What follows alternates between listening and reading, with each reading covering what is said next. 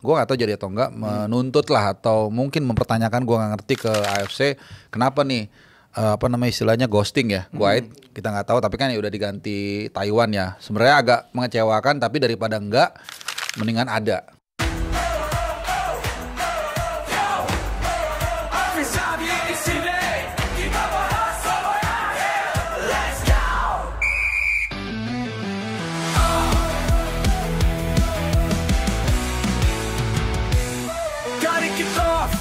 Sampai injury time, bicara bola gak ada finish line. Strategi, gosip, dan transfer panas, tipu fluid akhir semua dibahas. Tsunami saat tribun berkobar, bisa dibicara gak ada yang hambar. Sepak bola sampai hari terakhir, dengar podcast ini jangan sampai minggir.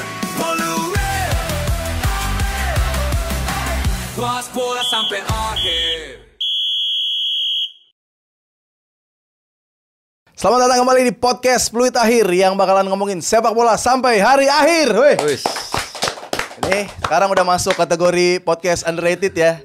Udah keluar dari zona degradasi. Udah ada yang nilai-nilai tuh. Podcast-podcast lain tuh. Jadi apalagi sekarang udah ada tamu favorit dari podcast Fluid Akhir ya, dari Dance Lovers. Di samping gua udah ada Bung Harpa. Terima kasih Bung Haris Pardede. Dibilang favorit beban ini. Kan info-infonya kan selalu A1, selalu tajam juga gitu. kritikan-kritikannya Ya, luar biasa. Alhamdulillah kalau dipercaya. Alhamdulillah. Tapi gimana ngelihat Fluid Akhir, podcast Fluid Akhir nih berkembangnya kan sekarang ya alhamdulillah lah, cukup oke lah. Gimana ngelihat? Jujur gue seneng, karena bintang tamunya kan di rolling tuh.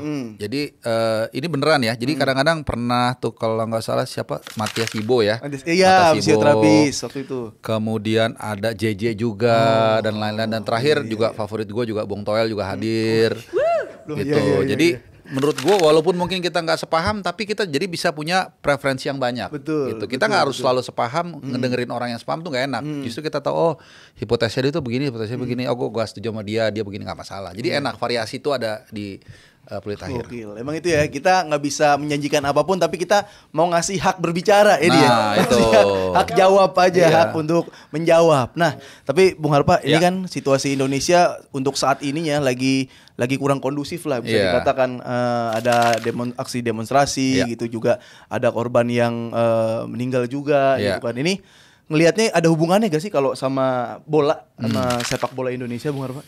Ya, pertama gue secara personal mungkin ya, dan mewakili Fluid Akhir, kalau boleh mengucapkan bela sungkawa untuk korban anak bangsa. Itu yang pertama, itu yang paling penting. Kita harus, karena buat gue yang ngikutin bola udah cukup lumayan lama lah, nyawa tetap nomor satu. Tuh gak ada yang lebih penting dari apapun itu. Nah yang kedua, hubungan dengan sepak bola suka atau gak suka ada. Karena tadinya kan sempat khawatir juga nih, FIFA Matchday kita di Surabaya dan Sidoarjo di kualifikasi AFC U23 nih sempat menjadi tanda tanya. Nah, kemudian dari update terakhir on schedule, bahasa dari sumber ini yang sangat terpercaya lah, gue nggak bisa sebut. Meskipun sempat ada wacana nggak ada penonton, tapi kan beberapa hari ini sudah semakin kondusif kan keadaannya. Kita senang. Ya mudah-mudahan sepak bola kita di Jawa Timur ini kan semuanya ada 5 pertandingan ini merajut kembali tali silaturahmi yang sempat agak sedikit renggang. Dan mudah-mudahan nanti ada hasil yang positif yang ya menjadi obat pelipur lara lah di tengah situasi kita belakangan. Gitu. Benar, amin ya. Semoga emang Indonesia semakin kondusif ya itu tadi. Dan sebenarnya banyak nih menu-menu sepak bola ya, 2 bulan 3 bulan ke depan ya. Ada kualifikasi U23, ada FIFA Matchday juga. Terus di Oktober nanti bakal ada kualifikasi Piala Dunia Round 4 ya. Round 4. Ini penentuan sepak bola Indonesia akan seperti apa di Oktober tuh ya. Iya, itu 2 pertandingan terbesar dalam sejarah sepak bola Indonesia sejak merdeka 20.000 hari yang lalu. Atau berapa tahun yang lalu lah, 17 Agustus 45. Itulah di situ dia akan kita menentukan simpangnya kemana. Betul. Gitu. Ya, jadi pas Hindia Belanda ya kayak terakhir Hindia Belanda itu juga ada. Terus juga ada beberapa pemain lagi yang akhirnya bisa join ya ke timnas Indonesia. Dan ada pemain-pemain senior juga. Nah ini kita mulai dari mungkin jangan-jangan nih, ini FIFA Matchday dulu ya, Bung Harpa. Jangan-jangan Kuwait datang tuh gara-gara nggak jadi datang gara-gara tahu mau ada demo gitu, mau ada aksi atau alasan sebenarnya itu apa Kuwait sebenarnya nggak datang? Gue juga baca di komen-komen tuh, Bib. Orang-orang, wah jangan-jangan Kuwait tahu nih mau ada rusuh, jadinya dia batal kan. Tapi nggak tahu, kita nggak tahu alasan yang sebenarnya. Dan kabarnya terakhir juga Federasi PSSI itu sempat, gue nggak tahu jadi atau enggak, menuntut lah atau mungkin mempertanyakan, gue nggak ngerti, ke AFC kenapa nih istilahnya ghosting ya Kuwait. Kita nggak tahu, tapi kan ya udah diganti Taiwan ya. Sebenarnya agak mengecewakan, tapi daripada enggak mendingan ada. Ya pertama ada kesempatan kita 2 pertandingan yang akan menjadi mirror buat round 4 nanti kan, itu kan. Jadi tes pemain yang nanti baru datang juga, ada Miliano, ada Zelstra dan Adrian Wibowo juga. Nah itu tapi nanti gue yang ini langsung kan. Terus juga untuk tes strategi mungkin pakai 3 back, pakai 4 back, whatever lah. Ini kesempatan terbaik aklimatisasi pemain juga. Meskipun gue sayangkan mainnya di Surabaya atau di Indonesia, harusnya menurut gue sih di away, tapi ya udahlah. Jadi lumayan lah daripada enggak. Dan ini kan dadakan nyarinya. Jadi mungkin yang siap China Taipei atau Taiwan ya udah. That's fine. Ya, berarti ada Cina Taipei dan ada Lebanon juga. Nah, kalau FIFA Matchday sendiri sebenarnya Bung Harpa, ini kan mepet juga sama nanti Oktober kualifikasi Piala Dunia. Sebenarnya prioritas utamanya tuh apa tuh? Karena kalau kita menang kan dapat poin juga peringkat FIFA, siapa tahu bisa naik, pengaruh ke undian besok-besoknya lah gitu. Atau sebenarnya prioritasnya apa nih? Ya harus konsisten berarti dengan argumen kita atau gue yang pertama tadi ya, bahwa 2 pertandingan kualifikasi round 4 nanti bulan Oktober itu adalah yang terpenting dalam sejarah. Berarti arahnya harus ke situ.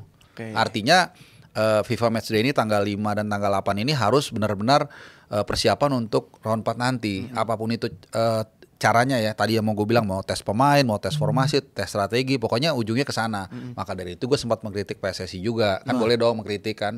Bukan menghujat, beda ya. Gue bilang harusnya mendingan main away. Karena di sana akan teruji mentalitas para pemain ketika tampil away. Kemudian juga aklimatisasi cuaca, ini udah berkali-kali gue bilang sebenarnya. Karena apa? Ini pemain-pemain itu main di Eropa kebanyakan. Kita semua tahu. Dan di Eropa bulan Oktober itu sudah dingin. Kalau di Jerman bisa belum minus, tapi bisa 8 derajat, bisa 10 derajat. Dia terbang kayak Liga Belanda itu selesai 5 Oktober misalnya. Dia terbang mungkin sampai tanggal 6. Mungkin latihan bebas, H-1 official training tanggal 7, tanggal 8 main. Aklimatisasi cuacanya sangat pendek. Nah, sebaliknya Saudi, mereka rata-rata main di Saudi Pro League. Yang udah berbulan-bulan main di padang pasir istilahnya. Jadi udah biasa. Plus kita hanya jaraknya sekitar 72 jam 15 menit antara satu pertandingan lawan Arab dan lawan Irak. Sementara Arabnya sendiri 6 hari. Jadi intinya banyak tantangan soal endurance, soal stamina. Tapi sayangnya kita main home. Walaupun katanya Surabaya panas juga katanya gitu. Tapi kurang panas menurut gue. Karena waktu pertandingan pertama di Jeddah kita lawan Saudi 1-1, gue kan di situ. Itu bulan September. Panasnya minta ampun. Makanya merah mukanya Ragnar kan. Itu dia. Berarti kita selain lawan negara-negara dari Timur Tengah, kita juga berhadapan sama cuaca kan. Harusnya kalau emang mau jajal ya biar tetap panas buat nanti nih FIFA Matchday, itu bisa tuh kita main bola sambil bacain berita-berita tuh. Berita statement-statement orang DPR itu kan, statement berita yang terjadi. Ini panas nih kan. Bikin panas ya. Bikin panas. Iya. Itu bisa tuh. Kenapa gue setuju ya? Nah, kalau Lebanon oke lah, dari masih Timur Tengah nih, ini Cina Taipei sebenarnya. Sedikit yang menarik gini ya, kalau kita ingat kan sebelumnya kan di Timur Tengah sempat konflik ya, antar negara itulah gitu. Dan kita sempat khawatir nggak aman nih. Padahal nggak aman malah kita kan. Malah di sana kayak sekarang aman-aman aja gitu. Jadi kebalik. Makanya kadang-kadang kita nggak tahu ya dalam hidup, kita pikir ini begini, nggak taunya kebalikannya. Iya kan, malah di sini. Cuman untungnya syukur alhamdulillah sejauh ini sudah mereda. Jadi ongoing, dan ya mudah-mudahan semua yang nanti tanggal 3, 5, 6, 8 sama 9 semua lancar lah. Hasilnya mudah-mudahan lancar juga. Iya, amin. Nah, kita nanti bahas skemanya lah, taktik strategi. Tapi kalau bahas lawan-lawannya nih untuk FIFA Matchday dan persiapan Oktober nanti, sebenarnya udah ideal belum nih Bung Harpa lawan-lawan? Kalau lawan-lawannya tadinya ideal kan Kuwait sama Lebanon, karakter Timur Tengah. Cuman ya tadi kan karena putar balik kan, Kuwait akhirnya kita menghadapi Taiwan gitu. Memang kurang ideal ya, Taiwan tuh peringkatnya jauh, karakter berbeda.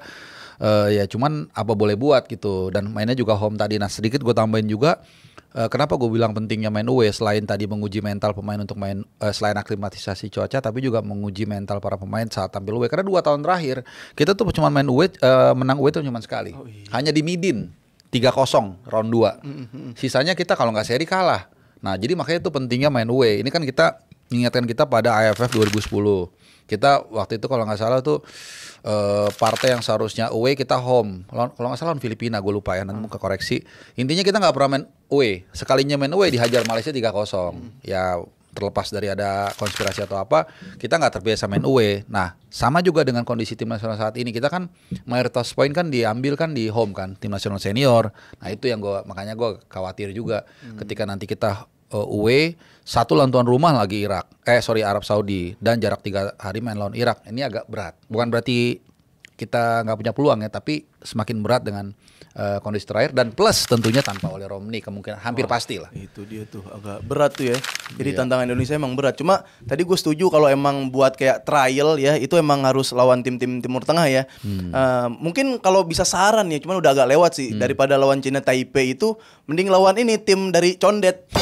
Nah, kan banyak tuh Timur Tengah ini kan banyak ya, tuh ya kan, Condet FC ya kan, bawa parfum nggak apa-apa dah, wangi, kelar main bola wangi kan, Timur Tengahnya kerasa gitu dia. Nuansanya ya. Nuansanya ya, setidaknya strateginya kita nggak dapet, nuansanya dapet. Iya. Nah, iya, kelar makan ngebuli, sehat, kambing kuat. Enak itu, enak banget sih. Udah siap tempur tuh, udah kambing mah hitungannya tuh. Nah, ini pemain banyak yang datang. Sebelum kita ke pemain yang senior datang lagi, usia 30 ke atas datang lagi, ada 3 pemain yang tadi udah sempat kita singgung. Itu apa tuh prioritasnya atau sejauh mana sih sampai sekarang, Bung? 3 pemain tersebut? Iya, kan balik lagi mesti konsisten dengan argumen bahwa nanti Oktober ini adalah periode terpenting dalam sejarah Republik kita. That's why dari awal begitu kita kalah dari Jepang 6-0 dengan kalah lulu lantak ya, gue udah yakin banget pasti ada yang dinaturalisasi atau minimal PSSI akan berusaha untuk menaturalisasi. Jadi ibarat orang di kasino itu dia taruh semua stake-nya, taruhannya untuk mendapatkan kekuatan tim nasional kita. Karena tadi untuk menghadapi partai yang paling penting dalam sejarah kita, 2 partai. Nah kemudian yaitu tadi, kemudian Milano Jonathans dan Zijlstra, yang memang Zijlstra ini udah sejak lama dideketin. Gue juga gak ngerti kenapa dia lama ngambil keputusan. Padahal di tim nasional Belanda juga sudah hampir tertutup lah kemungkinannya. Kemudian akhirnya jalan kan. Nah kemudian terakhir Adrian Wibowo juga. Nah itu gitu. dia. Nah yang menjadi menarik adalah ya pasti orientasinya untuk mencari pengganti Oleh Romney atau pemain depan, dan Pak Ketum sendiri sudah mengatakan pas ditanya kan suka biasanya ngasih spill tipis-tipis ya. Kalau belakang ya kalian tahu sudah penuh, memang betul sudah cukup penuh, apalagi sektor fullback kiri sama fullback kanan. Tengah dibilang lumayan, betul lumayan juga, kecuali Ivar Jenner waktu itu cedera, tapi sekarang terakhir udah main di Utrecht U21. Nah depan emang kurang. Nah makanya indikasi itu kan kelihatan tuh, Milano Jonathans masuk dan 2 pemain lainnya Adrian Wibowo dan juga Zijlstra kan. Nah dari 3 ini menariknya adalah yang the real number 9 itu sebenarnya kan Zijlstra. Cuman musim ini udah 4 pertandingan kalau nggak salah, 3 atau 4 pertandingan di Volendam dia nggak main sama sekali. Dan kalau nggak salah hanya sekali dia masuk DSP. Jadi agak apa ya, minute play-nya sangat parah lah sebenarnya. Cuman again ya pilihan yang ada saat ini Zijlstra. Ya di luar Ramadan Sananta yang di DPMM di Liga Malaysia itu pertandingan pertama golin, assist, tapi agak seret kembali golnya, masih kurang meyakinkan lah. Ya dan ada Hoki Caraka juga masih kurang, dan dia di U23 kan.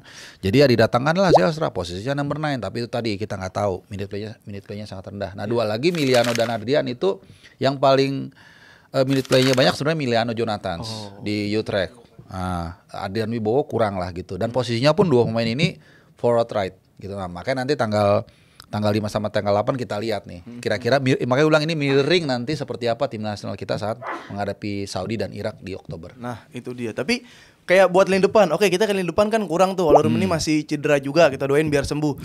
Kenapa nggak pas nih FIFA Matchday nih gitu, masih bisa kayak ada mungkin pemain yang dicoret nanti pemilihan lagi, Jans Revan saja masukin ke senior dulu nih, 2 match lah. Nah ini beberapa kali gue waktu di AFC House di Malaysia, gue sempat ngomong dengan salah seorang dekatnya Kluivert. Nah namanya Sofian. Itu kayak manajernya dia lah gitu ya. Orang mana itu Sofyan di Indonesia? Orang Belanda. Orang Belanda. Orang Belanda keturunan Sofyan. Maroko. Oh, Nah, iya, kan iya. ada Oh, iya. itu. Muslim. Pokoknya orang asistennya dia. Gue tanya soal Jens Raven, dia bilang kayak gini lah ngomongnya dia. Gitu. Jadi mungkin kurang. Oh. kurang. Oh, di syaratnya gitu tadi. Kurang, dia bilang nggak terlalu berat. Bahkan gue pernah ngomong sama bapaknya, namanya John Raven, Zuman. Gue bilang, what is the chance your son to play for national team? Maybe not now katanya. Oh. Artinya ya kita boleh menilai, tapi ini kan ngomong orang-orang yang ayahnya, orang yang dekat dengan Kluivert, ya kan lumayan valid ya. Dan kita lihat juga mungkin belum, bukan enggak. Itu mungkin ini terlalu besar bebannya buat dia dan belum siap.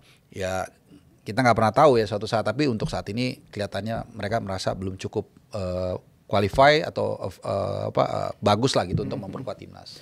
Tapi ini eksklusif tuh bro, karena ini langsung video call atau zoom tadi sama bokapnya John langsung Raven. dan John Raven itu teman baiknya Kluivert.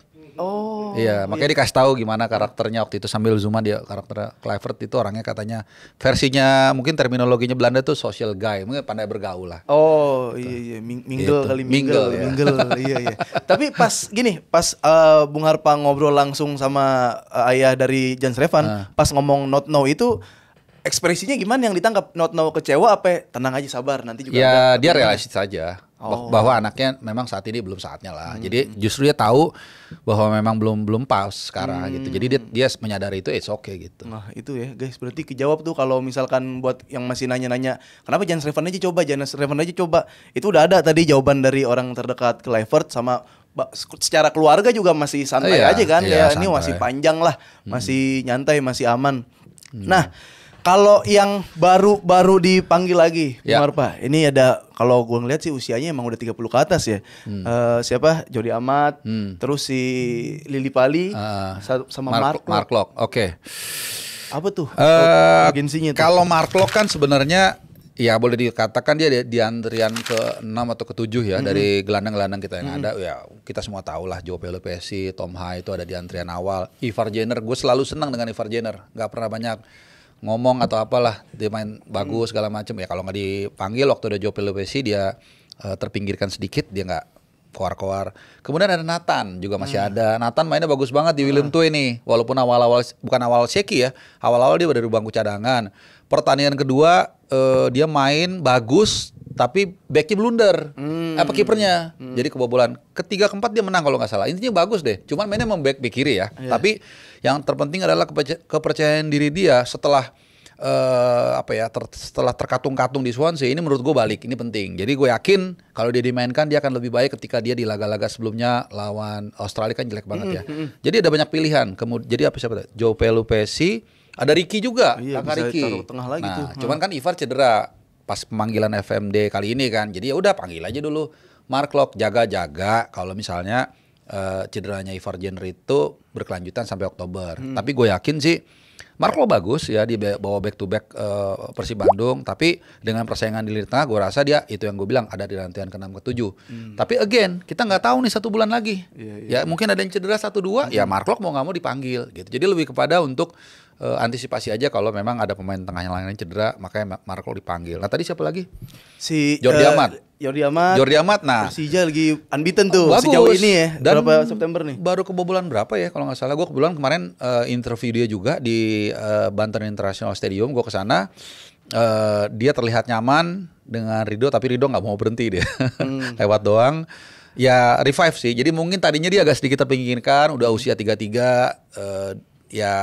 Tapi kemudian di Persija dia sangat nyaman duetnya. Nah kebantu duetnya karena kan pelatih pasti mikir juga, oke lah lu udah tua, cuman lu dapat jam minute play terus, starter terus 4 pertandingan, terus juga udah ngerti dengan Rido, ya udah mungkin coba lagi dipanggil gitu. Sama satu lagi si Lili Pali. Nah Lili Pali sih kalau menurut gua agak kurang setuju. Kalau gue agak nggak setuju, karena di situ pilihan udah banyak kan. Ada Ragnar, ada Marcelino Ferdinand, ada Egy, Reinders juga bisa ditaruh di sana gitu. Tapi ya again disclaimer di bawah, itu semua keputusan pelatih. Apapun itu pasti kita dalam memilih anak buah ada sedikit banyak subjektivitas lah. Gue seneng yang gayanya begini atau apa itu. Nggak terlalu red flag lah menurut gue gitu. Iya. kita juga nunggu tuh ya kayak Nathan bounce back juga Yes. gitu kan. Itu emang kangen juga lu ngelihat Nathan lu tiba-tiba. Ya Nathan dan beberapa pemain senior lainnya. Nah, kiper kan Martin Paes masih cedera ya, Iya. masih cedera. Masih. Tapi kalau kita ngelihat si Emil itu di Cremonese itu save-nya Gila. save siapa ya lawan Milan ya terakhir? Modric. Modric nge-save atas Modric. kan? Iya, Modric. Ya. Jadi nyantai kalau kiper mah kita. Wah, nyantai banget lah. Us. Lu punya kiper Kapolista. Iya. Nomor 1 lu. Iya. 2 kali kemenangan dan dia berperan loh. Tadi yang lu bridging di awal kan banyak save-nya. Pertandingan kedua juga lawan Sassuolo kan. Sayang sih ada kebobolan 2 cuman ya udahlah. Ya, lu punya kiper pemimpin klasemen di Serie A. Ya udah, apalagi yang mau lu iniin. Maka beberapa kali waktu dia sempat bukan terkatung ya. Pokoknya nggak terlalu firm lah dapat klubnya di Como, dipinjemin ke Palermo kan seolah-olah kok kayak udah declining. Gue punya feeling apalagi kiper dia usia kalau nggak salah 28 ya, dan dia pernah membela Sampdoria menjadi kiper utama, kapten kalau nggak salah. Nah ya di Inter sama di Juve nggak terlalu dihitung lah ya kiper cadangan, cuman pasti mentalitas dia tuh ada dan kemampuan dia ada, makanya gue yakin dia bakal bangkit. Cuman ternyata bangkitnya nggak diduga, nggak dinyana ya, dari klub kecil. Iya. Cremonese gitu. Ya udah sekarang dia pasti PD-nya bangkit lagi. Jadi usaha tidak mengkhianati hasil, dia sabar dulu. Ya semua orang ada kayak gitu kan, kayak Ancelotti dulu, kayak Everton dulu, tiba-tiba nyasar dulu, tapi balik dulu. Ya ada gitu-gitunya lah, wajar. Jadi tenang. Walaupun sedikit nggak tenangnya adalah Martin Paes masih cedera. Ya lagi-lagi kita nggak tahu nih. Ya mungkin 1 bulan ini ada yang cedera kan, kita bukannya berharap ya untuk jaga-jaga. Mudah-mudahan dua-duanya fit ya. Tadi gue berharap kalau Martin Paes fit, hampir pasti akan dirotasi tuh. Mungkin lawan Taiwan si Paes misalnya, lawan Libanon mungkin Emil. Feeling gue sih begitu kemungkinan ya. Tapi karena Paes cedera, kalau gue mikir kalau gue nih ya, lawan yang berat lawan apa? Lawan Libanon ya. Yang lumayan. Mungkin lawan Taiwannya Hernando Ari kali. Itu Kan dia. Arek Surabaya kan? Dia main home kasih dikit mungkin. Karena tetap kan kalau Paes nggak pulih sampai bulan Oktober kan deputinya yang naik kan Hernando kemungkinan kan. Jadi dia harus dikasih ini juga gitu. Nah, ini kita nggak tahu Paes sejauh mana. Mereka udah dapat laporan nih. Berapa lama cederanya? Nah, kalau misalnya Hernando dimainin, kemungkinan Paes cederanya lama. Tapi kalau misalnya Paes sudah sembuh kok 3 hari lagi, kemungkinan Emil dua-duanya. Oh itu kelihatan tuh ya Paes sembuhnya sebentar lagi apa masih lama ya. Itu jadi tahu kan gimana cari A1-nya gitu. Ada analisa-analisanya juga. Tapi Bung Arpa setuju kalau misalkan anggaplah kita juga pengennya Paes cepat sembuh. Iya. Tapi kalau misalkan kayak tadi Paes belum bisa merumput, terus ada kesempatan buat kiper-kiper kayak Hernando atau Nadeo gitu justru. Ya, mau nggak mau kan. Malah sebenarnya gue ada agak out of the box sedikit ya. Sebenarnya Cyrus Margono juga nih, jangan dilupakan nih. Di Dukak Gini di Liga Kosovo lumayan bagus juga. Memang kemarin dia terakhir kalah ya, tapi waktu itu kalah dia dari Pristina tuh kayak Bayern Munchen di Kosovo lah gitu. Jadi sebenarnya bagus gitu. Cuman ya kita nggak tahu kenapa nggak dipanggil. Tapi oke lah, udahlah itu. Anggaplah itu pilihan pelatih, dia nggak manggil Cyrus Margono. Dan ingat nggak waktu di Dana Reksa? Kan gue nanya itu kan. Oh iya benar. Gue nanya Cyrus Margono, katanya udah nanti akan saya sampaikan ke Kluivert, kata Pak Ketum. Ya, again kita harus menghormati pilihan pelatih. Jadi yang ada sekarang adalah deputinya adalah Hernando Ari dan Nadeo. Nah udah kalau misalnya Emil berhalangan ya pasti yang naik Hernando atau Nadeo. Dua-duanya sih kayaknya lagi lumayan bagus ya kalau nggak salah. Nih Super League mania nih. Super League. Oh iya mantap Super League musim ini mantap. Iya. Lagi seru-serunya nih. Tapi Bung kalau misalkan pilih merem salah satu Paes sama Emil, siapa lawan Oktober Honestly, nanti? Emil kalau gua. Udah Emil nih ya. Iya. Kan Paes kan awal-awal sering ngadu ilmu tuh, saya penalti. Tapi Lawan lihat Saudi. Emil sekarang. Sebenarnya harus tadinya itu deh. Kalau di FMD September ini di rotasi itu bisa kelihatan lebih firm lagi tuh. Cuman karena nggak ada ya. Kalau hierarki sebenarnya Paes. Kalau hierarki. Cuman kalau harus milih dengan firm gitu, gue kayak Emil sih. Kayak Emil karena ya apalagi sekarang di puncak lah seri apa pasti PD-nya ada sih. Menurut gue ya. Ngeri-ngeri juga Paes suka ngetes ilmu bener yang lu bilang. Ngetes ilmu, bikin tegang juga. Itu kan gue di stadion tuh di Jeddah tuh. Oh iya. Pas lagi Dulu penalti. itu selamatin juga dia. Iya. Tapi tendangan Modric bro di save sih. Iya udah Dan di kayak kalau pertandingan itu Bravo banyak dia Ter save Stegen. itu. Iya banyak. Banyak. Cuman akhirnya jadi Highlightnya? punchline-nya highlightnya ya, pas Modric itu. Modric itulah dia. Nah kalau kemarin sih ya, ini sedikit aja, singkat aja. Kemarin gue ngeliat potongan TikTok kalau Coach Justin tuh bakal marah sama Patrick Kluivert kalau masih pakai 3 back. Tahu gak lu? Gini, Bung. kalau marah sih kan gue bilang lagi itu hak pelatih ya.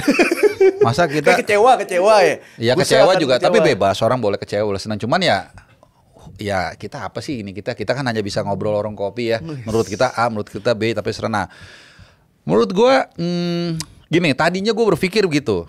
Ini saat yang tepat nih mungkin untuk lu coba. Kan sejak Patrick Kluivert datang nggak pernah ada friendly match kan. Jadi dia nggak bisa main-main. That's why ketika dia ditunjukkan Sintayong, Australia banyak yang mengatakan, wah dia akan menyerang, dia akan pakai 4 back. Ada satu pameo pernah gue bilang, don't change your main gun in the middle of the war. Lu jangan coba senjata baru yang lu nggak biasa di tengah peperangan, kecuali lu ada waktu untuk latihan. Sekali lagi kalau klub beda. Lu di transfer hari ini Beb main 2 minggu lagi tiap hari. Beb lu crossing ya, latihannya crossing ke si A misalnya. Udah lu crossing tiap hari bisa. Kan timnas enggak. Lu cuma ketemu H-2, H-3 paling banyak. Jadi nggak punya banyak waktu untuk adaptasi. Makanya gue yakin enggak. Pasti akan seperti sebagaimana biasanya kan gitu. Nah, sekarang sebenarnya bisa nih. Ini kan friendly match, mungkin lu bisa coba 4 back, coba false-nya segala macam. Masalahnya sebulan lagi kita mau menghadapi pertandingan yang penting. Apa lu gunakan ini untuk coba-coba yang baru? Nah, kalau logika gua enggak juga. Kecuali nanti bulan Oktober, oke lah mungkin itu competitiveness game juga, cuman nggak menentukan banget, mungkin lu berani nyoba nih gitu. Nah ini kan sangat menentukan menurut gua. Apa yang udah lu lakukan sebelumnya, lu pakemin lagi aja menurut gua. Jadi tetap lu pakai 3 back, mungkin tinggal depannya, karena depannya mau nggak mau lu nggak pakai target man kan, kecuali Zelstra nanti ada. Nah Zelstra dicoba, itu kan memang karena keadaan terpaksa gitu. Tapi gua rasa kalau di belakang menurut gua akan tetap pakai 3 back. Gitu. Iya.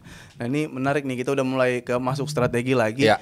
Nih sampai sekarang kan belum ada update. Ada. Sekarang kita Messilhers. Ada. Oh iya. Ada. Udah dapat tim apa gimana? Jadi tadinya kan dia diisukan mau ke Stade de Brest ya, Stade de Brest, klub Ligue 1. Nah kemudian gue juga baru tahu tuh deadline di Eropa itu bahkan bukan hanya harinya, jamnya juga kadang-kadang beda-beda. Beda. Liga Prancis itu tanggal 1 hari Senin jam 8 malam. Nah dia nggak dapet tuh last minute, tes medisnya nggak dapet. Nah kemudian Belanda itu tanggal 2-nya kemarin hari Selasa lah pokoknya ya, pukul 23.59. Tadinya mau ke klubnya Dean James, Go Ahead Eagles, nggak deal juga, nggak tahu kenapa. Artinya Belanda selesai, Inggris susah lah ya. Kemudian Belanda selesai, tadi Prancis sudah selesai. Ada beberapa liga yang masih terbuka. Yang menurut gua capable untuk dia. Belgia tuh kalau nggak salah 5 atau 6 September, intinya masih beberapa hari lagi lah. Turki juga bahkan kalau nggak salah tanggal 9, pokoknya masih ada beberapa hari lagi, dan Bulgaria. Ini adalah 3 liga yang deadline-nya masih open, dan menurut gua bisa lah Messilhers masuk di situ gitu. Nah, cuman lagi-lagi terakhir katanya nggak ngerti kenapa nih dia katanya nggak ikut ke Surabaya ya. Gua nggak tahu. Messilhers. Iya. Tapi masuk, barusan. maksudnya kayak di daftar pemain mah ada. Di calling ada, tapi dia nggak ikut. Nah nanti kan kita nggak tahu nih tayangnya kapan. Nanti kita lihat aja. Nanti kan di kolom komentar nanti kalau ternyata dia ikut ya bagus. Kalau enggak ya berarti firm itu infonya gitu. Nggak ngerti juga apakah ada hubungannya dengan dia lagi kasak-kusuk cari klub ini gitu. Agak disayangkan juga sih secara personal. Kenapa? Karena kan dia market value nomor 2 kalau nggak salah tertinggi. Ya kan harusnya kan gampang lah nyari klub ya. Jadi gua nggak ngerti kenapa ada yang bilang agennya kurang nih bang, katanya. Gua juga nggak ngerti. Oke, agen Agung aja tuh, gitu tuh ada buat mainnya di Cilegon, di Serang. Liga 3 ya? Iya, Liga nggak 3. Tarkam, ada agen Agung. Nggak ada ya. Tapi untuk sosok Messilhers ini, kalau Bung Harpo sendiri pengennya tuh Messilhers berlabuhnya kemana? Ya, yang pasti di Eropa sih kalau gue berharap. Eropa. Di Eropa. Ya kalau mungkin dia, dia kayaknya tuh nggak pengen di Belanda deh gitu. Karena udah lama dia minta dimasukin transfer request kan. Jadi kalau ada yang bilang dia ada masalah dengan 20 itu sebenarnya enggak. Karena pas pramusim pun ketika timnya main, dia kan udah nggak masuk ke skemanya pelatih 20 musim ini kan. Dia tetap di pinggir lapangan, pakai baju bebas dia dukung. Jadi berarti nggak ada masalah. Ya cuman itu tadi dia nggak dapet klub yang diinginkan, dan gue sih berharap dia tetap di Eropa ya. Tapi kalau di Eerste divisi nggak mungkin lah. Level dia tetap di Eredivisie, mungkin Belgia sih kayaknya yang paling mungkin sih. Bulgaria kali. Belgia mendingan. Bulgaria tuh kayaknya agak di bawah Eredivisie deh. Kalau Belgia kan masih 11-12 lah sama Liga Belanda gitu. Kayaknya Spanyol juga sampai 14 September ya. Spanyol tuh boleh tuh Deportivo Alaves kayak iya, LC apa-apa, Granada. Betul. Ya balik lagi kan tadi Emil Laudero.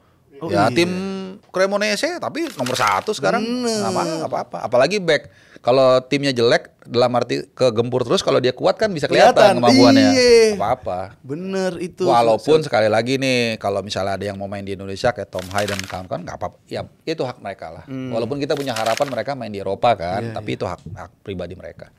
Kalau ke Turki juga oke ya, ada Fenerbahce sama Galatasaray itu. Iya, sama apa tuh? Ada lagi tuh. Besiktas Transkor Saftov ada. Iya. Zopor itu. Iya, Transpor. Ada Rian Babel. Udah gak ada. udah lama itu. Udah lama.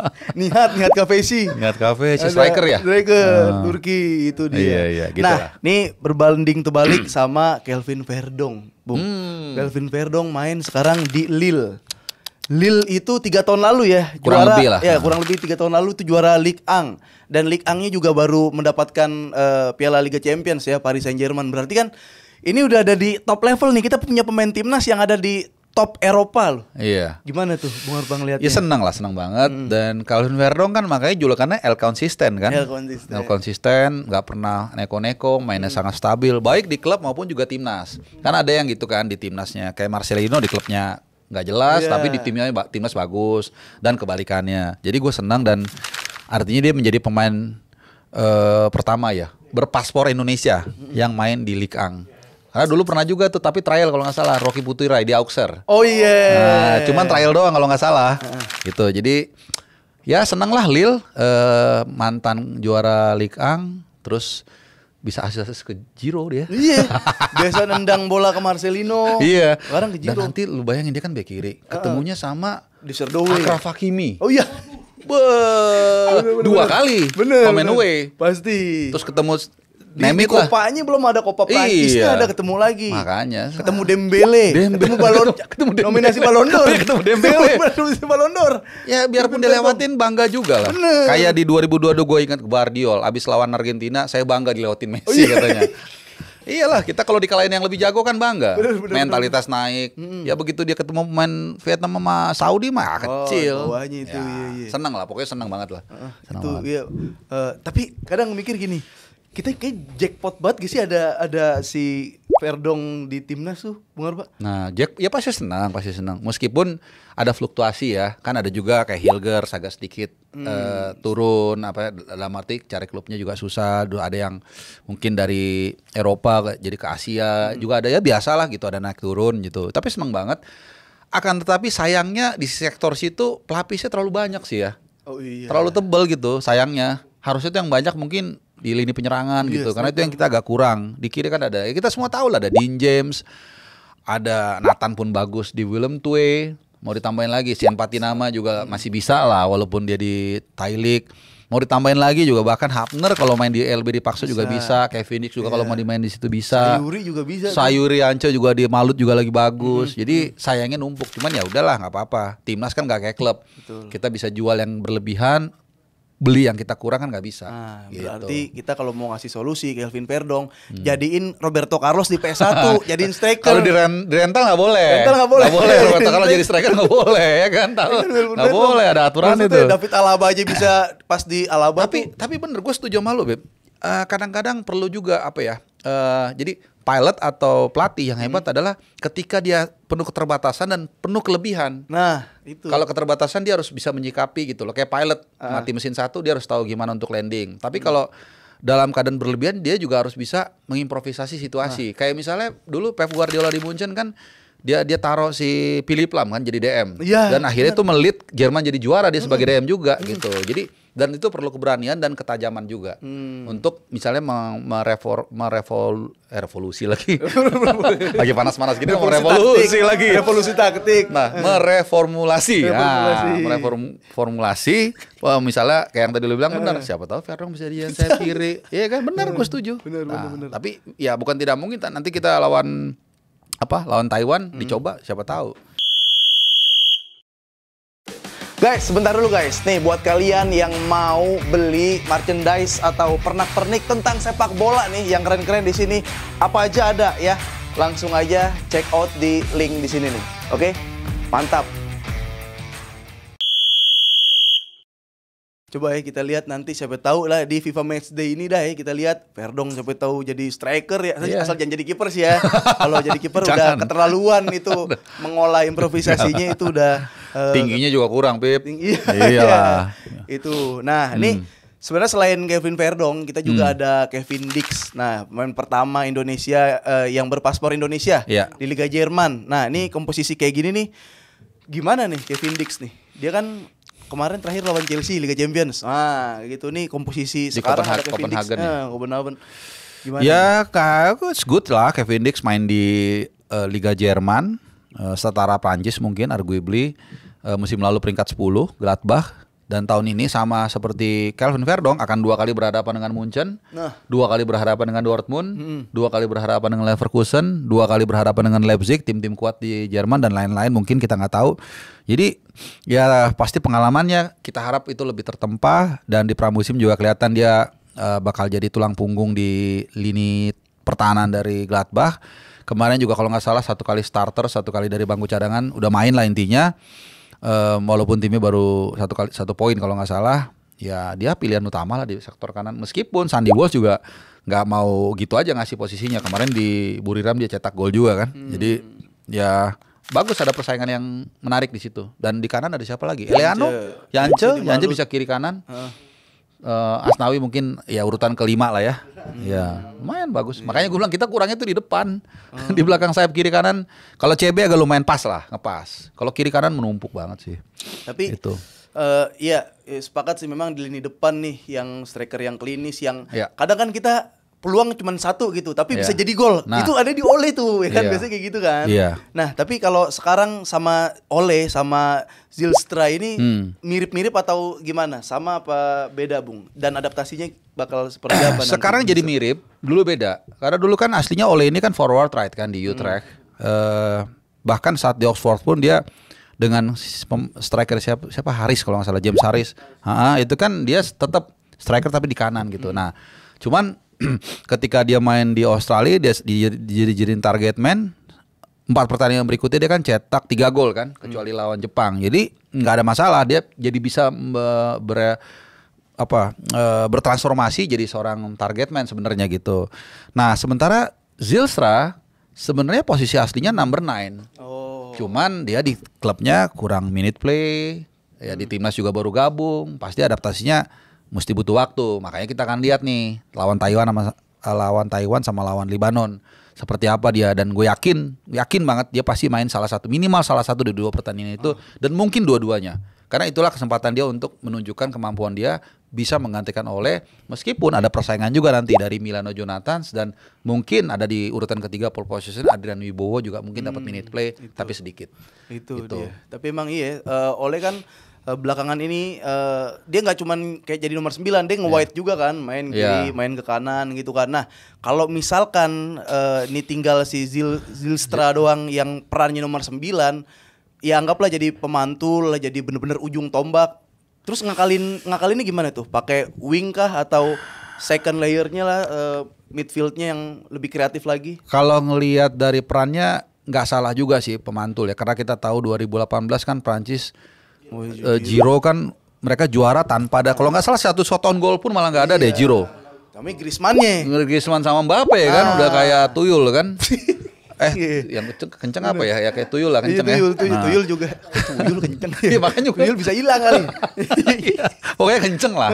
Ya gue mau nyebutin hewan tapi nggak enak terlalu kasar kan. Nah jadi bisa juga, cuman apakah Zylstra sekuat Giro dalam memantulkan bola? Kayaknya enggak ya. Menurut gua enggak. Jadi dia tanggung. Jadi menurut gua kayaknya enggak sih ya buat pemantul ya menurut gua. But I might be wrong gitu ya. Even Ole pun diperankan sebagai pemantul lawan Jepang abis. Karena gini, pemantul juga tadi yang lu bilang benar, mesti ada mekanisme yang bekerja juga. Dia pantulin tapi kagak ada yang lari percuma. Nah, kalau yang di Prancis kan kebetulan gua 2018 itu kesempatan 2 kali nonton Prancis langsung. Waktu lawan Uruguay sama lawan semifinal lawan siapa dia itu? Belgia kalau nggak salah. Belgia. Argen? Enggak, Belgia. Nah, itu memang kelihatan banget itu. Pantul lari dua-duanya tuh si Griezmann terutama Mbappe ya. Dan Mbappe kan bukan hanya kuat lari, body balance-nya kuat. Nah, apakah kita bisa menerapkan itu? agak susah gitu. Dan kita lihat itu tidak berjalan ketika lawan Jepang. Kenapa? Karena Jepang ya punya mekanisme dalam mengepung si Ole, sementara kita tidak ada daya dukungnya. Ketika Ole dikasih bola ke Ole langsung, bolanya random dipantulin, nggak ada yang ngedukung dia, selesai udah susah gitu. Jadi nah itu dia gue bilang, kalau di tim nasional itu lu punya pemain baru, sistem baru, nggak bisa ujuk-ujuk gampang untuk lu coba langsung gitu, karena butuh waktu untuk menyesuaikan. Tapi ya kita lihat nanti. Ini yang menarik ya, puzzle yang kita tunggu. Kalau di belakang kan gue rasa ya udahlah Jaitses, Hapner, Rido udah form lah, kiri Verdong. Nah depan ini dia mau pakai gimana nih? Mau kayak tadi yang Zylstra untuk mantulin, atau mungkin pakai false nine sekaligus gitu. Ini yang tergantung, nanti kita akan lihat. Iya, penasaran juga tuh kalau misalkan memang pemantul kayak jadi Giro 2018, Mbappe Griezmann-nya siapa itu ya di Indonesia? Kalau yang di kepala gue sih Jakob sama Marcelino sih kalau speed ya. Speed itu. Iya. Karena kalau Lili Pali udah lambat itu, terus Marcelino lumayan cepet, Jakob cepet, Ragnar. Oh iya. Ragnar bisa kayak jadi Mbappe-nya tuh kan, dia body balance-nya juga kuat dan udah sembuh dia. Ini yang seru-seru gini kalau ada Bung Harpa. Bung Harpa, waktu kalau misalkan ada gak sih nih pemain yang sebenarnya dikit lagi join timnas, terus akhirnya dia nggak jadi, dan gara-garanya apa gitu? Pernah ada gak sih kayak gitu? Gue lagi mikirnya jebakan apa bukan nih? Nanya dari pertanyaannya penuh dengan pernah gak sih ada yang ini kan? Ini harusnya kita dapat nih. Jairo kan? Ya kan kita waktu di Dana Reksa itu kan sempat ditanyakan juga sama Pak Ketum, nih gimana Pak proses Jairo? Dia bilang apa sih papernya, mungkin dokumennya ada yang kurang lengkap ya, kita nggak tahu. Itu alasan yang kita dengar ya seperti itu. Itu sih yang paling dekat dan belum jadi ya. Ian Madsen maju mundur gitu. Mungkin Ian Madsen merasa saat itu sudah dekat dengan Belanda. Dengan Belanda gitu. Dia kan udah dipanggil ke Euro kan. Madsen siang itu Belanda. Ian Madsen ya. Jago banget itu. Nah makanya dia mungkin ngerasa gue sabar aja lah di nunggu karena nggak jauh, dan akhirnya kan dia dipanggil. Gue sempat interview dia juga di Wembley. Dia kan final kan lawan Madrid gitu ya, tapi sebentar ya basa-basi. Kesan yang gue tangkap intinya dia menolak dengan halus lah gitu, menolak dengan halus karena dia itu tadi merasa bahwa pintu untuk nembus ke timnas udah dekat, dan kebetulan abis itu kan dia dipanggil kan sama di Euro, tapi nggak di-manage sama sekali. Nah abis itu dia baru dapat caps. Setelah itu gue lupa pertanyaan keberapa, ya udah selesai lah. Itu kalau nggak salah caps pertamanya langsung ketemu Lamine Yamal ya dia. Nah, langsung ketemu Lamine Yamal lawan Spanyol berarti. Iya lawan Spanyol tuh. Apa ya matchnya tuh itu kalau dapat mah oke tuh. Kalau dia belum, kita jujur lah dapat pemain sekelas dia kan pasti mau, cuman ya dia mungkin ngerasa udah nggak ada no thank you gitu mungkin. Iya. Jairo tuh, aduh. Jairo Ridwell ya. Kalau yang Wibowo, Bung Harpa udah tahu dari kapan? Sebenarnya gue dapat info tuh dari hari Minggu. Cuman gue nih bentar, nih kita kan tanggal 3 September nih. Saat tag ya. Ya tagnya sekarang, taping ini. Berarti Minggu tuh tanggal berapa ya? 31 kalau nggak salah. 31 Agustus. Gitu. Gue dapat lagi nih Emiliano. Terus siapa lagi tadi? Emiliano Zylstra sama Dan Wibowo ke Surabaya. Nah terus gue aduh Dan Wibowo ngeri juga nih. Ntar gue angkat wah hoax lu gitu kan. Ngeri juga. Soalnya nggak ada biasanya gue tuh nunggu 2 alat bukti. Istilahnya gitu. Misalnya ada info ini terus ada ini mau KBRI lagi di mana, lagi siap-siap, atau Adrian Wibowo terbang, berarti udah firm nih gitu. Hari ini yang bocorin klubnya. Los Angeles Football Club kan dipanggil gitu. Jadi ya udah confirm itu. Dan bela tim ini yang senior ya. Langsung senior tuh ya, nggak pakai U23. Karena itu gue rasa sih ya Pak Ketum dan Federasi itu pengen all out untuk tanggal 8 sama 11 Oktober sih. Itu sih ya. Itu penasaran banget sih, nanti itu kita bahas ya. Gimana tuh setelah melewati penentuan sepak bola Indonesia, itu seru banget itu. Nah, tapi ini Bung Harpa, belum lama kan juga diumumin Alexander Viewers. Nah ini resmi jadi dirtek timnas. Akhirnya Indonesia punya dirtek juga. Iya. Backgroundnya dulu dah nih, siapa nih? Oke. Ini kan satu posisi dari hierarki organisasi di timnas yang paling kita tunggu-tunggu kan. Udah lama ditanyain, dan ya ada salah satu petinggi PSSI lah, gua nggak sebut namanya, itu kayak mungkin merasa terganggu ya ketika ditanya soal dirtek. Padahal kan sebenarnya wajar-wajar aja, dan ini sangat penting sebenarnya. Gue nggak tahu, correct me if I'm wrong. Mungkin dia seperti kepala sekolah kali ya, yang menentukan silabusnya apa segala macem. Anyway, akhirnya kita dapat setelah tinggal 1,5 bulan lah menuju ke round 4 kan. Backgroundnya dia sebenarnya sangat cemerlang. Dialah salah satu otak di balik kesuksesan Jordania melangkah ke Piala Dunia untuk pertama kali. Punya lisensi A-Pro juga, jadi bekas pelatih. Jadi ya kalau tambahan-tambahannya istrinya kata orang Indonesia itu bonus lah gitu ya. Cuman dan punya pengalaman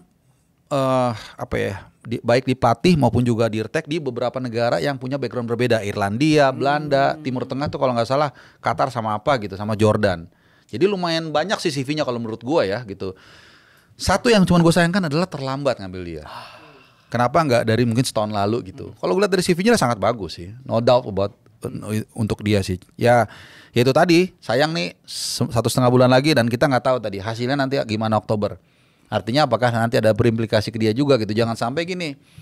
Kita semua berharap pasti lolos ke Piala Dunia. Amin. Pasti kita berharap itu. Tapi jangan sampai nanti kalau kenapa-kenapa ini orang baru masuk jadi kambing hitam takutnya.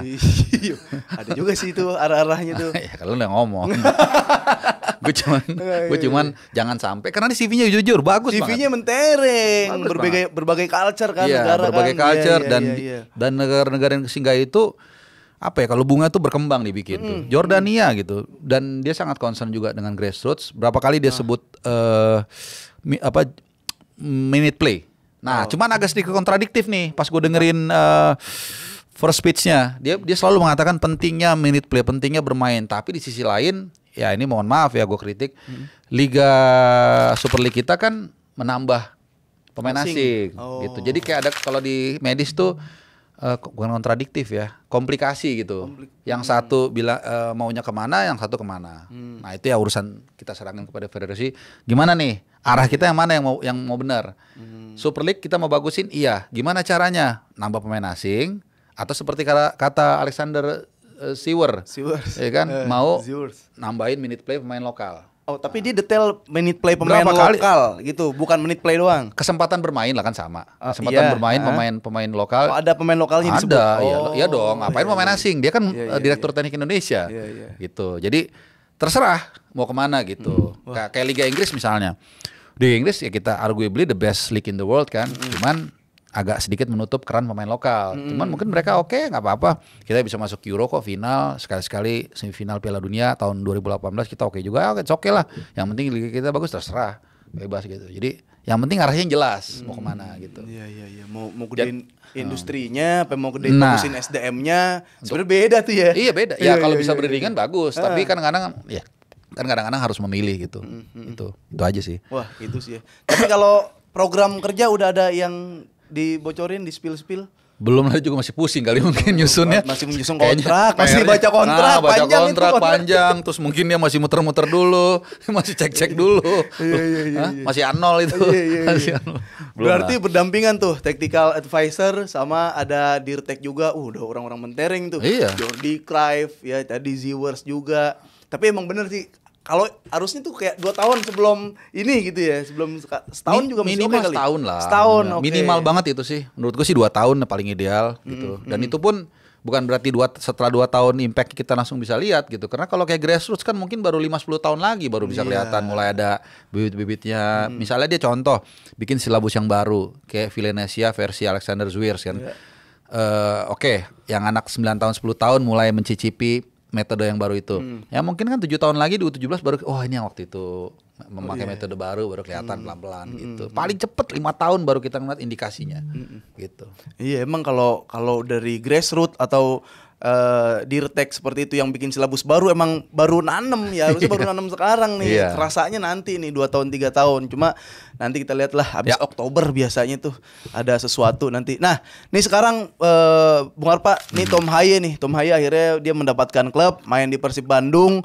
Dan gimana nih ngelihat Persib Bandung sekarang, dan katanya kalau main di Indo tuh mukanya tuh agak sedikit memerah tuh Tom Haye tuh. Ya, kebetulan kemarin hari Minggu gua ke Bandung. Jadi udah rencana berapa hari sebelumnya tuh untuk liput pertandingan antara Persib dan Borneo. Kebetulan itu pertandingan yang seru kan, lawan tadinya Pemuncak lah Borneo, cuman disalip sama Persija kan. Terus ya Persib juga lagi datengin Tom Hai, Elliot Renders setelah itu berita itu merebak. Jadi gue kesana cuman dibatalin. Tapi gue sempat ketemu dengan beberapa bobotoh. Kita punya satu summary lah bahwa pertama kalau sebagai fans timnas kita menyayangkan dia tidak bermain di Eropa.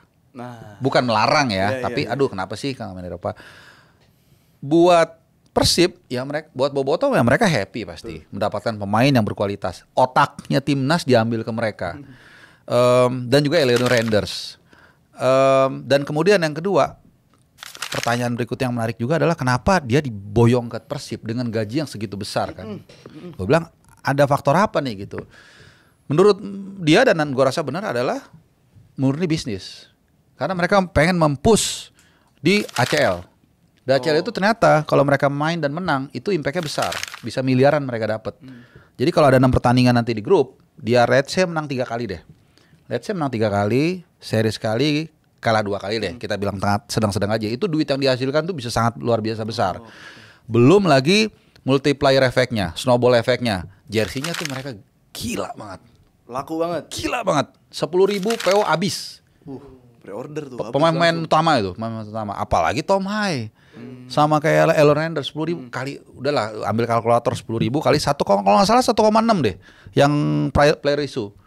Tinggal ambil aja kalkulator tuh kali 10.000 udah 16 miliar kalau nggak salah. Itu kan gede banget. Dan yang lain-lain, animo penonton naik, tiket juga mungkin dinaikin, iklan value klubnya naik, itu mereka udah hitung gitu. Jadi emang luar biasa sih. Gue ini bukan nggak ada tendensi apa-apa, tapi memang Persib Bandung adalah mungkin klub paling sehat di Indonesia saat ini. Luar biasa sih. Kelihatan ya maksudnya pemasukannya dari mana, ya income dari mana, pengeluaran seperti apa, dihitung bahkan di ACL tadi ya. Iya. Udah emang bukan cuma Liga Indonesia doang yang diincer nih. Enggak, justru itu dia mau ke sana pun harus dengan perhitungan empirisme, dengan pragmatisme tetap ada. Jadi bukan hanya kalau misalnya rewardnya kecil, kita rugi rugi biaya UE segala macam, ya mungkin mereka nggak nge-push. Makanya mereka akhirnya memfullkan kan 11 pemain asingnya, karena di situ mereka juga tahu di situ ada kolam uang yang harus mereka manfaatkan, dan memang betul seperti itu sepak bola gitu. Jadi nggak heran kalau lu lihat iklan di Persib kan udah banyak banget kan, dan gua rasa tim marketingnya tinggal milih aja itu iklan bukan iklan brand itu yang mana yang mereka mau gitu. Tahun depan udah pasti naik ininya, value-nya mereka tuh iklan. Ini bisa jadi juara lagi juga kan Persib Bandung. Nah itu kan selain kayak Tom Hai juga datengin adeknya Gianni Renders ya, dari Manchester City. Nah ini Eliano Rangers juga main ke Indonesia, ke Persib juga ya? Iya, Persib. Nah itu ya keuntungan lagi juga buat Persib tuh, amunisi, value. Sebenarnya kalau kita lihat dari komposisi di Persib, yang paling dia butuh sebenarnya posisi Eliano Renders di kanan gitu, dibandingkan Tom Hai ya. Walaupun again dia kan main di banyak kompetisi dan panjang, jadi mereka butuh pelapis juga. Nah yang menarik adalah Eliano ini tadinya kan isunya loan ya. Nah, kenapa dia terakhir dikabarkan itu dipermanenkan? Kalau menurut gua, karena tadi mungkin ada potensi uang untuk mendatangkan Asnawi dan Joe Pelopesi. Nah kan deadline udah lewat, nggak jadi. Nah mungkin mereka punya duit yang cukup besar, makanya akhirnya udah kita tumpahin aja untuk mempermanenkan Eliano Renders yang kontraknya sejatinya kelar 2027. Nah itu ditebus karena tadi mungkin ada dana nganggur, udahlah kita pakai untuk mengamankan Eliano Renders gitu situasinya. Jadi ya luar biasa sih Persib, dan musim ini Super League bakal sangat seru banget.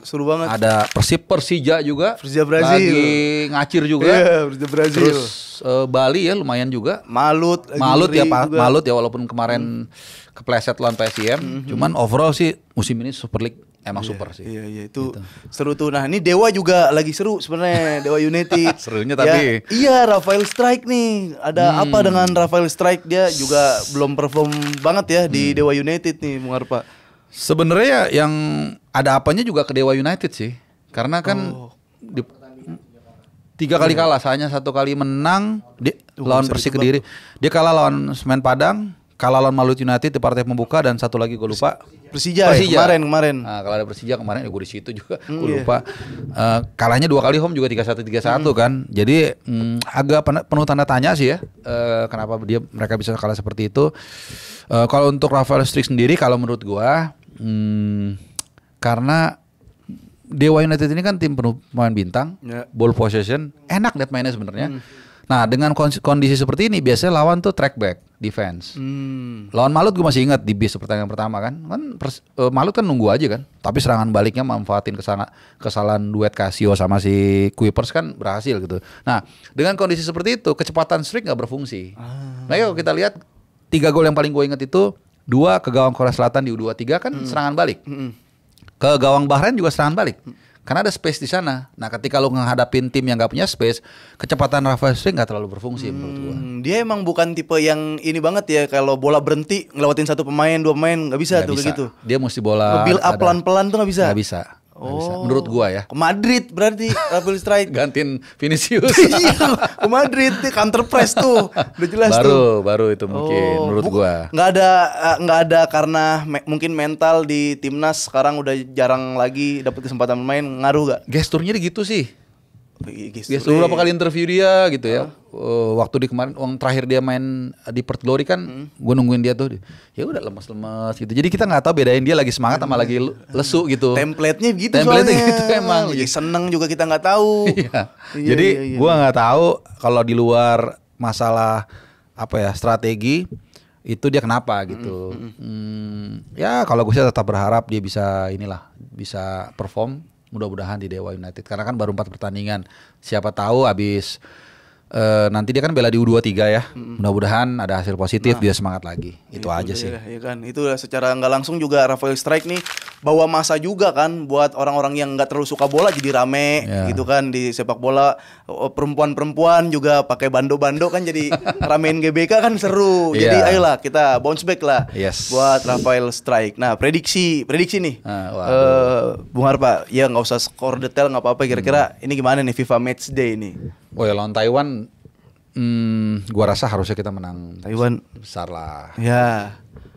Harusnya clean sheet lah. Kalau ada Kang Emil, terus ada Jay, ada El Preman yang lumayan inti juga di Fortuna Sittard. Ada Rizky Ridho lagi gacor juga di Persija. Verdong di Lille kiri, Cavendish kanan di Gladbach. Lu siap World Cup banget gitu. Dari nadanya udah siap Piala Dunia banget. Enggak, kalau itu kan Taiwan. Komparasinya ke Taiwan. Kalau lawan Arab gue ngomongnya agak pelan. Beda, ada Verdong, ada Justin gitu. Kan kita harus mengukur diri lah. Harusnya menang ya mungkin 3-0 gitu. Libanon nih. Timur Jujur gue nggak terlalu tahu Libanon itu seperti apa. Tapi ya namanya negara Timur Tengah, mereka secara fisik kan pasti punya keunggulan ya. Tetap menang sih menurut gue. Mungkin skornya tipis 1-0. Harusnya bisa lah ya. Menang itu. Dukungan dari area Surabaya sama fans away juga yang mungkin datang, harusnya bisa lah menang. Gimana sih Bung Tomo ya? Bung Tomo, Gelora Bung Tomo. Itu dia. Iya, udah deket Gresik tapi itu. Ini 2-3 kan nih? Sedikit nggak usah 2-3. Bung gini nih Bung. Misal nih, udahlah anggap nih FIFA Match Day udah kelar. Terus Oktober, kita melalui Oktober.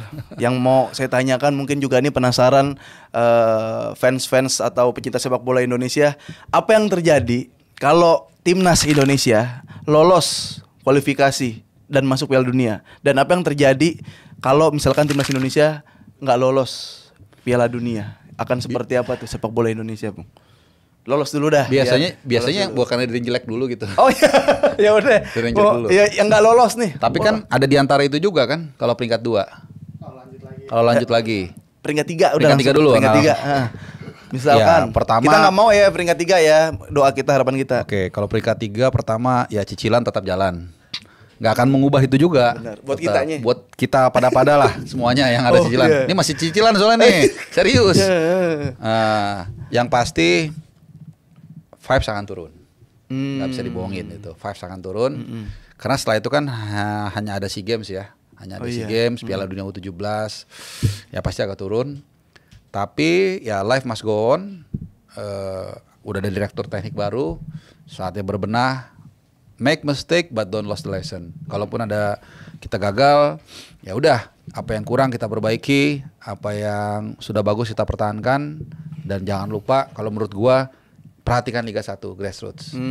Liga 1 dan grassroots ya. Karena kita senang dengan naturalisasi. Tanpa naturalisasi kita nggak akan mungkin ada di round 4. Gue yakin banget 100%. Tapi kan kita nggak mungkin terus-terusan nih. Artinya secara natural lama-lama kan generasi ketiga akan generasi keempat di Belanda kan habis juga. Nah itu harus kita persiapkan untuk jangka panjang. Kalau itu kita tidak lolos, menurut gue Itu yang harus kita lakukan sih. Gitu. Dunia ini, dunia media, dunia jurnalis atau Ya, federasi pasti, sekalian.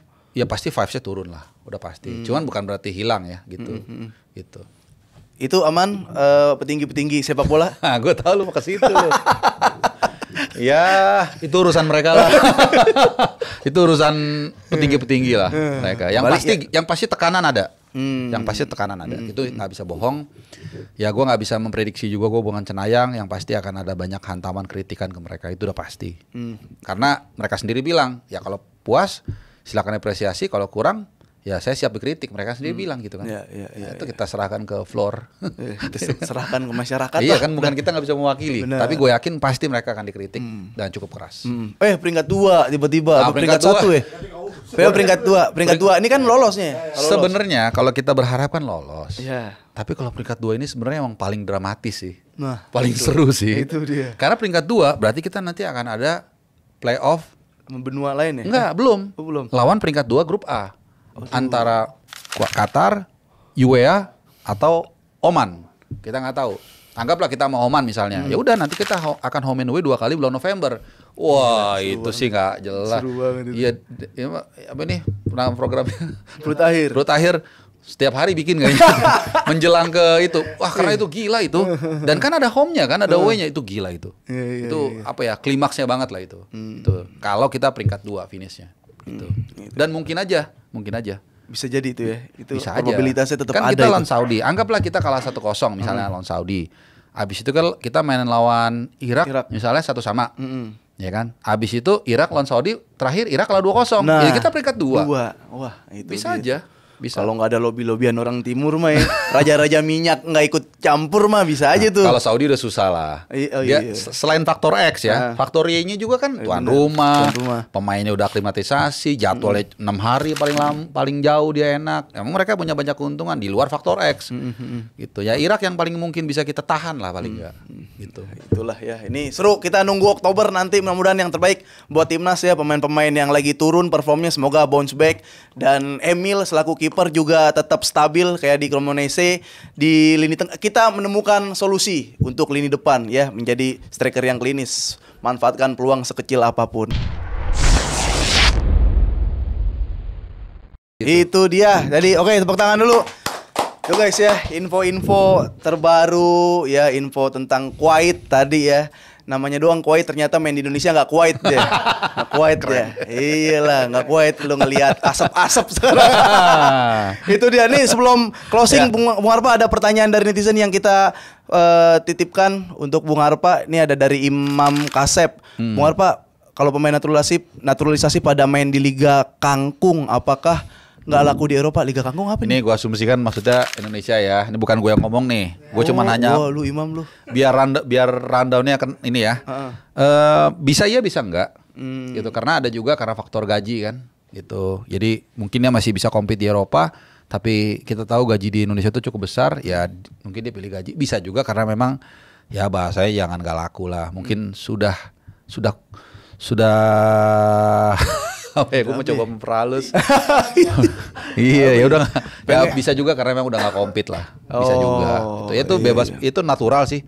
Gitu. Cuman sedikit yang gue sayangkan adalah kalau dia masih usianya muda. Itu aja sih. Jadi kalau kayak udah Jordi Amat, kayak dari 30 ke atas. Pogba mungkin sebenarnya menurut gue belum tua sih. Cuman ya anggaplah dia udah mungkin nggak lama lagi. Jadi ya why not gitu. Oh, itu dia. Kejawab ya. Baru tahu lagi gue Liga Kangkung. Sugeng, menurut Bung Harpa kalau timnas gagal Piala Dunia, naturalisasi bubar apa enggak? Oh iya juga. Enggak lah. Tetap ada. Cuman kan harus ditambah tadi prioritasnya diperluas lagi dengan jangan lupa juga liga kita dan grassroots kita, itu aja. Itu dia. Masih tetap ada berarti naturalisasi. Potret, kalau Indonesia kalah karena banyak mafia. Wah, menurut Bung Harpa gimana solusinya? Ini Indonesia maksudnya timnas Indonesia. Ya, tapi ini kan tendensius ya. Kita juga nggak bisa buktiin. Belum bisa dibuktikan. Sangat mentah. Jadi ya enggak lah. Dan gua rasa gini sih, daripada kita mengutuk kegelapan, mendingan kita menciptakan cahaya. Oh, ini suka ada gini-gini. Iya kan? Daripada. Sama kayak Jepang waktu lawan Bahrain kalau nggak salah ya. Dia dikerjain habis-habisan tapi tetap menang juga. Gua rasa sih gitu ya. Toh kita juga nggak bisa ngapa-ngapain. Makanya gue kurang setuju dengan orang-orang yang kita kesel dengan AFC memang dengan pemilihan mereka sebagai tuan rumah yang menurut kita kurang adil. Tapi apa kita habiskan energi kita untuk mengutuk mereka terus, kan nggak mengubah juga. Oke lah 1 hari 2 hari kita meluapkan, ekspresikan kekecewaan kita. Tapi habis itu udah that's it, fokus. Kalau kita fans mendukung timnas, kalau pemain fokus untuk latihan, menurut gue sih lebih mendingan begitu. Gitu. Ada lagi? Oh dia ini nanya dari produser kita nih, Rafta. Berarti kalau timnas lolos ke Piala Dunia pakai Adidas. Wah, nah harusnya apakah timnas Indonesia kalau lolos ke Piala Dunia nanti pakai Adidas? Atau dibalik, karena Adidas masuk jadi kita lolos. Katanya gitu kan? Enggak lah. Iya, udah itu dia tadi ya, Bung Arfa. Benar juga tuh ya, daripada kita fokus kegelapan tadi. Fokus mengutuk kegelapan, kita menciptakan cahaya. Itu dia juga, itu kayaknya pesan buat rakyat kita ya. Kondisi dengan sekarang ya, daripada kita fokus gelap-gelapan, mending kita menciptakan cahaya. Mudah-mudahan ada cahaya juga, bukan dari rakyat doang, tapi dari orang-orang yang ngerasa mewakili rakyat. Itu dia Habib Safi, sampai ketemu lagi di podcast Peluit Akhir episode selanjutnya, ngomongin sepak bola sampai hari akhir. Bye, thank you. Mantap deh, Pak.